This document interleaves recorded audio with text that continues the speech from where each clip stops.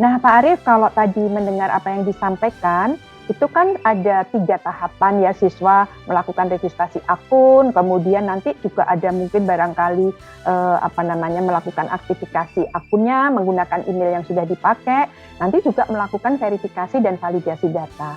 Apakah bisa diperjelas kembali langkah-langkahnya, khususnya yang sudah membaca ini, tetapi di step by step-nya tentang melakukan registrasi akun ini seperti apa tahapannya? Step by step saja, Pak Arief, supaya adik-adik di sini ataupun barangkali orang tua bisa ikut mencermati. Dipersilahkan, Pak Arief. Terima kasih Bu Is. Jadi ini adalah sesuai dengan disampaikan Bu Is, khusus untuk menu atau tahapan registrasi akun siswa. Ya.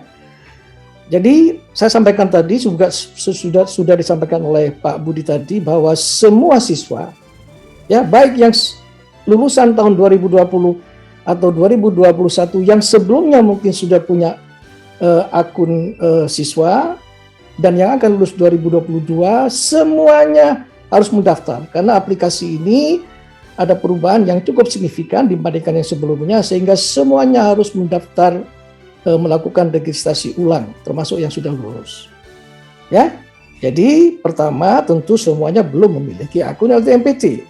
Sehingga harus buka laman di https portal LTMPT SID yang akan dibuka nanti pukul 15 waktu Indonesia bagian Barat.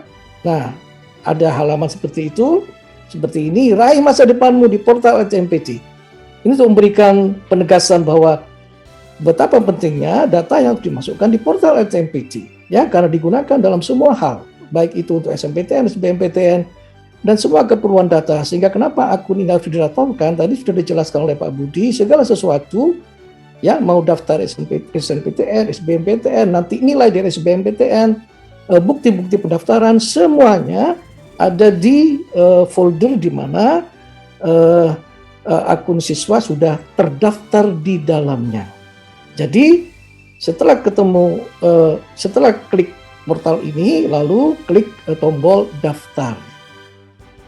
Selanjutnya di situ memang ada 2 menu. Menu yang pertama adalah sekolah, ini sudah mulai dibuka tanggal 4 kemarin dan ini adalah untuk siswa. Sehingga pada halaman berikutnya adalah klik menu ini. Ya, ini adalah untuk menyatakan bahwa saya adalah siswa yang memiliki NISN. Nggak perlu mencoba kalau nggak memiliki NISN. Dan tidak mungkin siswa nggak memiliki NISN. Ya, sekali lagi, NISN yang valid. Untuk itu memang perlu sebenarnya kan dicek dulu di datanya Dapodik itu, NISN yang valid itu berapa, mungkin ada perubahan yang dari yang dimiliki oleh siswa, ya kan, karena mungkin sudah ada update yang dilakukan oleh sekolah. Nah, kemudian masukkan tadi yang sudah disiapkan, NISN, NPSN, dan tanggal lahir yang valid. Jadi di sini untuk siswa luar negeri yang berasal dari sekolah non sekolah rakyat Indonesia, karena di luar negeri itu ada yang sekolahnya di sekolah Indonesia itu punya NISN, NPSN yang sudah ditentukan oleh Kemdikbudristek. Tetapi untuk yang non SRI itu kita sudah koordinasi dengan Kemdikbud, itu diberikan NPSN 6, kemudian 9 sebanyak berapa kali? 9 kali ya, totalnya adalah 10 digit. Ini tanda merah ini harus diisi secara benar. Ya, sekali lagi, siapkan dulu sehingga tidak ragu. NISN perhatikan dengan baik, seringkali mungkin kemudian nanti keluar tidak ditemukan data, mungkin memasukkan NISN dan NPSS-nya keliru, ya, untuk itu cermati dengan baik pengisian dari ketiga item data awal ini. Setelah diisi, klik tombol selanjutnya. Nah, setelah itu masukkan email aktif, seperti yang saya sampaikan tadi, ini adalah email yang biasa digunakan. Dan masukkan password.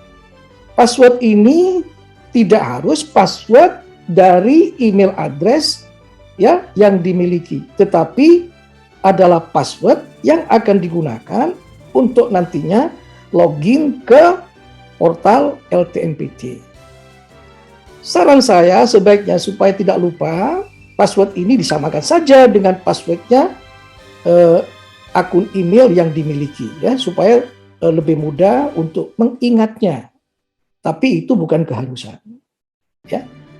Nah, jadi kalau tadi sudah benar, maka pada saat memasukkan email, data ini akan muncul seperti tadi, ya kan, tanggal lahir, lalu masukkan email supaya pasti diminta rekonfirmasi, ya, email address tadi, lalu masukkan password minimum 8 huruf dan angka, kalau bisa kombinasikan dengan karakter-karakter simbol, ya, sehingga sulit untuk di-crack oleh mereka yang memang para hacker, ya, cracker, dan lakukan konfirmasi.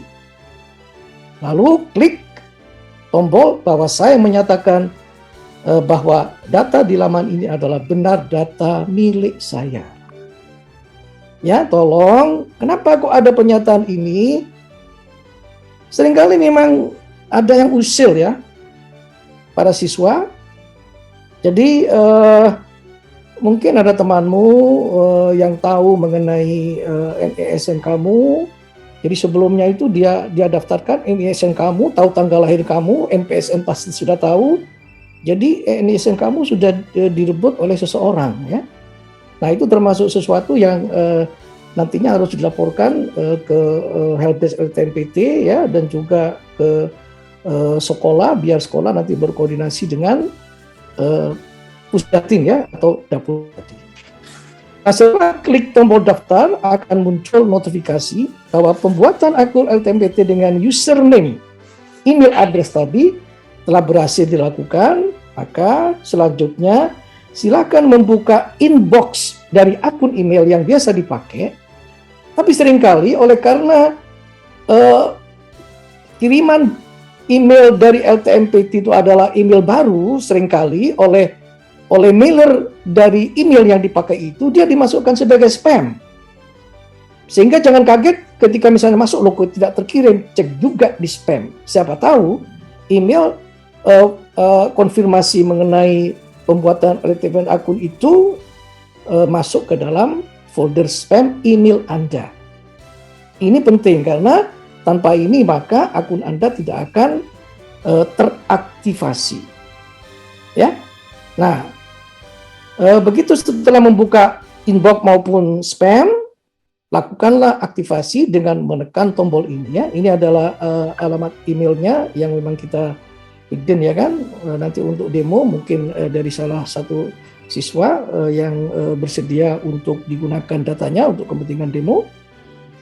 Nah, mohon abaikan email ini jika tidak melakukan pendaftaran akun LTMPT. Ini adalah sebuah konfirmasi yang biasa digunakan, ya kan. Siapa tahu ada kesalahan email yang terkirim itu.